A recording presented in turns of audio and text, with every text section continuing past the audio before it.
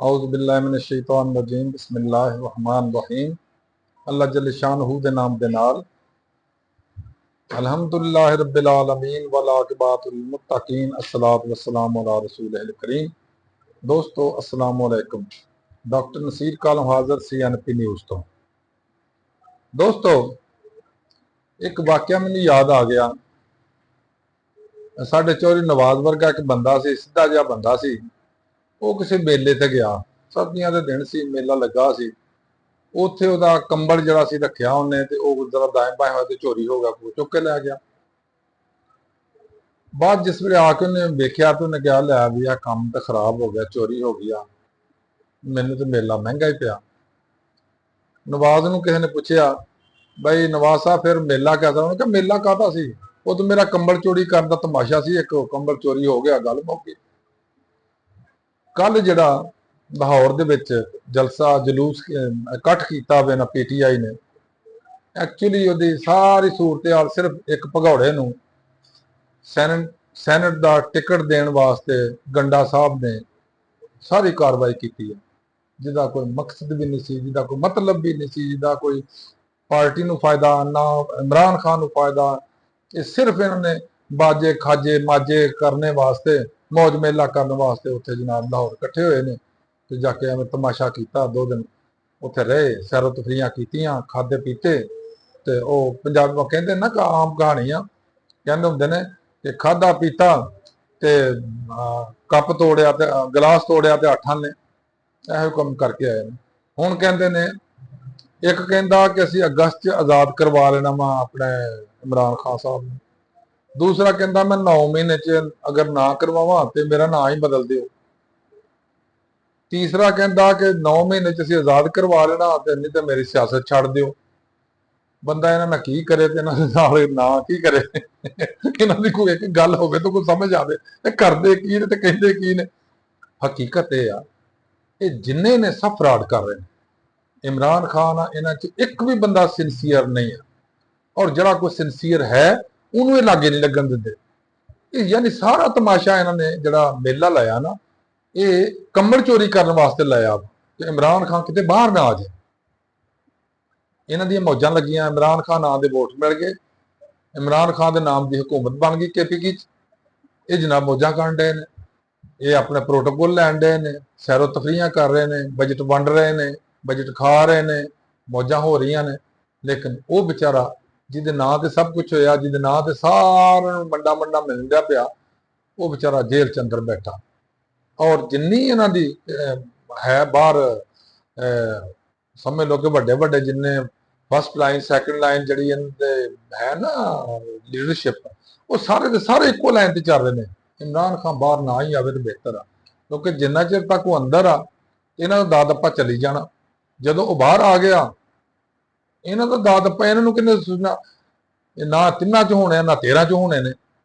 वो एक कुड़ी सी बेचारी जिहड़ी उत्थे सही काम कर रही सी लाहौर दे विच या पंजाब च कह लो, उन्होंने इन्हां अपनी मीटिंग च बुलाया ही नहीं।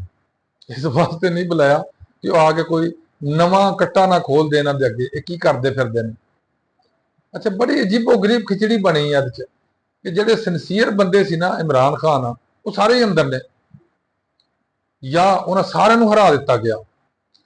और जिन्ने जिते ने ये सारे मौजा मेले च लगे ने। ये जनाब पता नहीं ये 2 नंबरियां करते हैं, 4 नंबरियां करते हैं, 10 नंबरियां करते, अल्लाह जाने किहड़े नंबर ते काम कर रहे हैं। लेकिन हकीकत ये आ कि इन्हां चो कोई भी इन्ने जोगा नहीं है जिहड़े सीटां दे उत्ते बैठे ने, जिहड़े MNA ने या MPA, ये ना करना चाहुंदे ने और ना ही ये कर सकते हैं। क्यों? उसदी एक बहुत बड़ी वजह कि जो एक बंदा समझना कि मेरे मफादात ते जिक पहुंचनी है या मेरे मफादात ते चोट पहुंचनी है, मेरे मफादात खराब हो गया इस मामले ना, वो कभी वो नहीं करेगा। और इन्होंने जाती मफादात जिन्ने भी ने वो इसे नहीं मुंसलिक ने कि ये जनाब इमरान खान ना अंदरों बाहर आवे तो ना इन्हों के मफादात खराब हो। जदों इमरान खान अंदर बाहर आ गया, इन्हों के ये सारे उन्हें साफ कर देने, सारे ने कट सुट छड़ने। उसकी वजह यह है कि ये सिंसीयर सिर्फ अपनी जात नाल ने, जिस तरह साडे हुक्मरान अपनी जात नाल सिंसीयर ने, सिर्फ अपनी जात, अपनी आल, अपने आलो यार सब।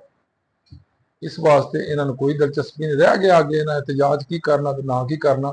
ਇਤਜਾਜ ਪੀਟੀਆਈ ਇਸ ਗੱਲੋਂ ਖੁਸ਼ਕਿਸਮਤ ਆ, ਉਹਨੂੰ 2 ਫੋਰਮ ਐਸੇ ਮਿਲ ਗਏ ਨੇ ਜਿਨ੍ਹਾਂ ਨੇ ਪੀਟੀਆਈ ਨੂੰ ਹੁਣ ਤੱਕ ਹੀ ਜ਼ਿੰਦਾ ਰੱਖਿਆ ਜਾਂ ਉਹਨੂੰ ਐਕਟਿਵ ਰੱਖਿਆ। ਉਹਨਾਂ 'ਚ ਇੱਕ ਤੇ ਪੀਟੀਆਈ ਦੇ ਵਰਕਰ ਨੇ ਜਿਹੜੇ ਕੰਮ ਕਰਦੇ ਨੇ, ਇਤਜਾਜ ਕਰ ਵੀ ਸਕਦੇ ਨੇ, ਆਵਾਜ਼ ਉਠਾ ਵੀ ਸਕਦੇ ਨੇ ਔਰ ਮੈਦਾਨ 'ਚ ਆਉਂਦੇ ਵੀ ਨੇ। ਉਹ ਬਾਅਦ 'ਚ ਅਲੱਗ ਗੱਲ ਆ ਵੀ ਉਹਨਾਂ ਨੂੰ ਕਤਲ ਕਰ ਦਿੱਤਾ ਜਾਏ ਜਾਂ ਜੋ ਵੀ ਉਹਨਾਂ ਨਾਲ ਸਲੂਕ ਕੀਤਾ ਜਾਏ। ਔਰ ਦੂਸਰਾ ਜਿਹੜਾ ਫੋਰਮ ਆ ਪੀਟੀਆਈ ਦੇ ਕੋਲ, ਉਹ ਉਹਨਾਂ ਦਾ ਸੋਸ਼ਲ ਮੀਡੀਆ, ਜਿਹਨੇ ਹੁਣ ਤੱਕ ਪੀਟੀਆਈ ਨੂੰ ਜ਼ਿੰਦਾ, ਸਲਾਮਤ ਔਰ ਪੀਟੀਆਈ ਨੂੰ ਉਜਾਗਰ ਕਰਕੇ ਰੱਖਿਆ, ਜਿਹੜੀ ਸਾਰੇ ਸਾਹਮਣੇ, ਸਾਰੀ ਦੁਨੀਆ ਦੇ ਸਾਹਮਣੇ ਆ ਪੀਟੀਆਈ ਬੈਠੀ। ਵਗਰਨਾ ਇਹ ਜਿੰਨੇ ਇਹਨਾਂ ਦੇ ਲੀਡਰਸ਼ਿਪ ਨੇ, ਫਸਟ ਈਅਰ ਲਾ ਲਓ, ਸੈਕੰਡ ਈਅਰ ਲਾ ਲਓ, ਇਹ ਸਾਰੇ ਮਿਲੇ ਮਿਲਾਏ ਨੇ, ਸਾਰੇ ਇੱਕੋ ਹੀ ਕੰਮ ਕਰ ਰਹੇ ਨੇ ਕਿ ਮੌਜ ਮੇਲਾ ਕਰੋ ਜਿੰਨੇ ਦਿਨ ਹੈ।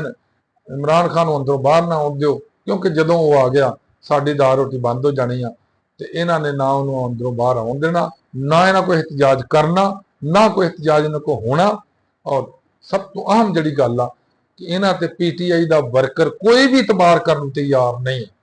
ਉਹਦੀ ਵਜ੍ਹਾ ਆ ਕਿ ਇਹਨਾਂ ਦੇ ਕੋਲੋਫੇਲ 'ਚ ਬੜੇ ਤਜ਼ਾਬ ਨੇ ਔਰ ਜੋ ਇਹ ਕਰਦੇ ਨੇ ਉਹ ਇਹ ਦੱਸਦੇ ਨਹੀਂ। ਬਿਲਕੁਲ ਬਾਕੀ ਸਿਆਸੀ ਪਾਰਟੀਆਂ ਦੀ ਤਰ੍ਹਾਂ, ਲੀਡਰਾਂ ਦੀ ਤਰ੍ਹਾਂ, ਜੋ ਇਹ ਕਰਦੇ ਨੇ ਉਹ ਦੱਸਦੇ ਨਹੀਂ, ਜੋ ਇਹ ਦੱਸਦੇ ਨੇ ਉਹ ਕਰਦੇ ਨਹੀਂ। ਇੱਕ ਆਇਆ ਸੀ ਉਹ 26 ਤਾਰੀਖ ਨੂੰ, 26 ਨਵੰਬਰ ਨੂੰ, ਮੈਂ ਇਹ ਕਰਾਂਗਾ, ਮੈਂ ਉਹ ਕਰਾਂਗਾ, ਉਹ ਮੁੜ ਕੇ ਦੌੜ ਗਿਆ।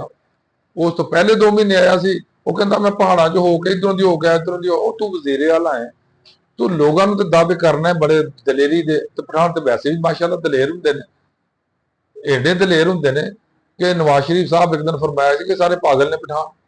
ਇਸੇ ਗੱਲ ਤੋਂ ਕਿਹਾ ਸੀ ਨਾ ਕਿ ਉਹ ਵਾਦੇ ਦੇ ਦਲੇਰੀ ਦੇ ਕੰਮ ਕਰਦੇ ਨੇ। ਲੇਕਿਨ ਗੰਡਾਪੁਰ ਸਾਹਿਬ ਨੇ ਤਾਂ ਦਲੇਰੀ ਵੀ ਕੋਈ ਨਹੀਂ ਦਿਖਾਈ। ਪਤਾ ਨਹੀਂ ਇਹਨੇ ਹੁਣ ਤੱਕ ਕੀ ਕੀਤਾ ਤੇ ਕੀ ਨਹੀਂ ਕਰਨਾ ਤੇ ਕੀ ਕਰਨਾ ਚਾਹੁੰਦੇ ਨੇ।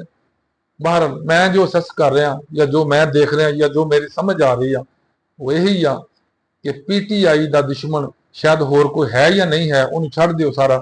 ਪੀਟੀਆਈ ਦੇ ਅੰਦਰ ਪੀਟੀਆਈ ਦੇ ਦੁਸ਼ਮਣ ਵੀ ਨੇ, ਇਮਰਾਨ ਖਾਨ ਦੇ ਵੀ ਦੁਸ਼ਮਣ ਨੇ, ਜਿਨ੍ਹਾਂ ਨਾ ਕੁਝ ਕਰ ਸਕਣਾ, ਨਾ ਇਹਨਾਂ ਨੂੰ ਕੁਝ ਹੋਣਾ ਔਰ ਨਾ ਇਹਨਾਂ ਦੇ ਕਹਿਣ ਤੇ ਕਿਸੇ ਵਰਕਰ ਨੇ ਬਾਹਰ ਨਿਕਲਣਾ, ਕਿਉਂਕਿ ਉਹਨਾਂ ਨੂੰ ਸਾਰਿਆਂ ਨੂੰ ਪਤਾ ਕਿ ਇਹ ਕਮਿਟਡ ਨੇ ਇਮਰਾਨ ਖਾਨ ਨਹੀਂ ਬਲਕਿ ਕਿਸੇ ਹੋਰ ਨਾਲ। ਅੱਲਾਹ ਹਾਫਿਜ਼, अस्सलाम वालेकुम।